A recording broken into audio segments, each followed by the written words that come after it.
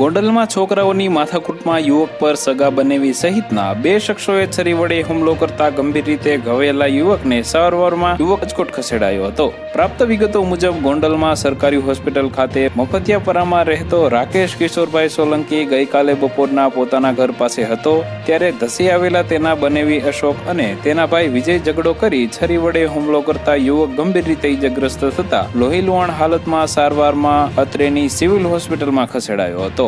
વધુમાં મળેલ વિગત મુજબ ઇજાગ્રસ્ત રાકેશનો ભાઈ સંજયનો પુત્ર યુવરાજ તેની બહેનના પુત્ર સાથે રમતો હતો ત્યારે છોકરાઓ વચ્ચે ઝઘડો થતા રાકેશનો ભાઈ તેના બનેવીને છોકરાઓની માથાકૂટ મામલે સમજાવવા જતા ઉશ્કેરાયેલા તેના બનેવીએ સંજયને માર માર્યો હતો અને ઉશ્કેરાઈ જઈ છરીના ઘા ઝીકી દીધા હતા।